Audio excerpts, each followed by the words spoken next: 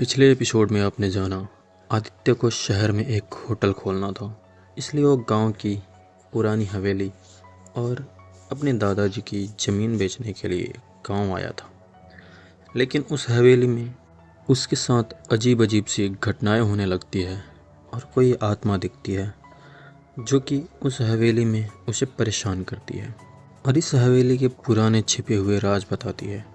अब आगे जानेंगे कि उस हवेली का आखिर सच क्या है, आखिर वो लड़की है कौन और उसके साथ हुई घटनाओं का जिम्मेदार कौन है।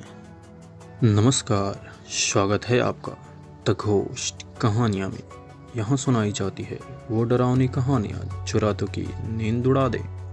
तो चलिए शुरू करते हैं बिना किसी देरी के आज की कहानी। अगली सुबह पुलिस वाले आ चुके थे और दीवारों के पीछे का ढांचा निकाला जा रहा था। हवेली के बाहर भीड़ लगी हुई थी। पुलिस की गाड़ी आंगन में खड़ी थी।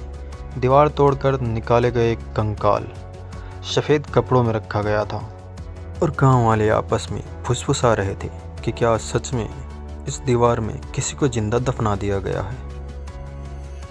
आदित्य थोड़ा दूर खड़ा हुआ था। उसकी नज़रें बार बार हवेली के खिड़की की तरफ जा रही थी, क्योंकि कल रात उसने जो देखा था उससे वो डरा हुआ था और रात की घटना अभी भी उसके दिमाग में घूम रही थी कि आखिर ऐसा क्या है इस हवेली में और उस लड़की के साथ आखिर हुआ क्या था। रात में उसने देखा था कि आईने में उसका प्रतिबिंब मुस्कुरा रहा था, जबकि वो खुद नहीं।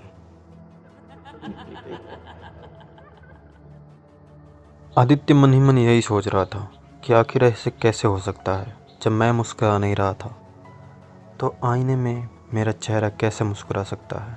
पुलिस वाले दीवार के पीछे की जगह की जांच कर रहे थे। एक अधिकारी झुककर जमीन से कुछ उठाता है। वो एक पुरानी चांदी की पायल थी। पुलिस वाला पूछता है, यह लड़की कौन थी? भीड़ में सन्नाटा छा गया। तभी एक बूढ़ी औरत आगे आती है और कांपती हुई आवाज़ में कहती हैं, उसका नाम गौरी था। वो इस हवेली में काम करती थी।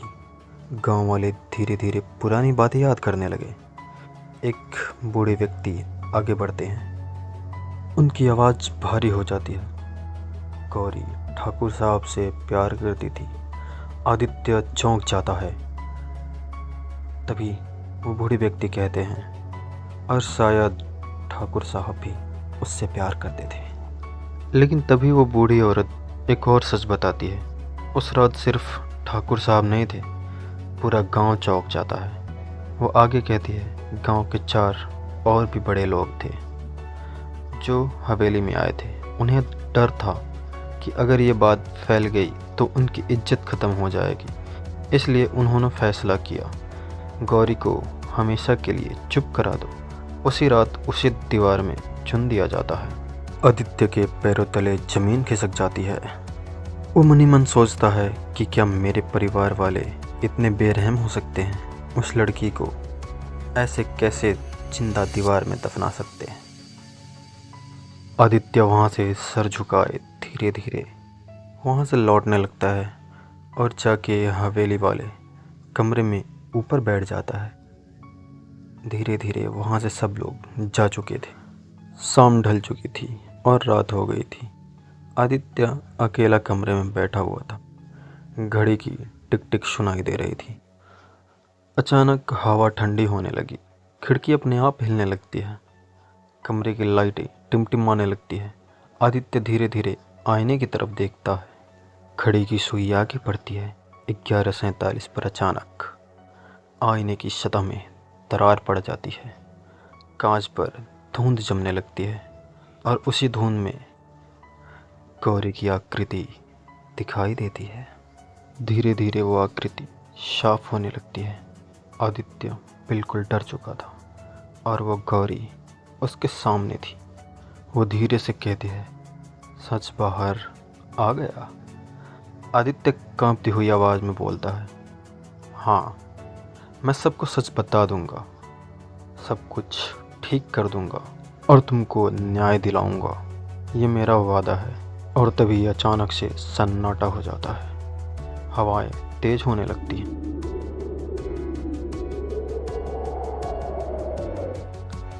फिर गौरी कहती है, न्याय अब भी बाकी है।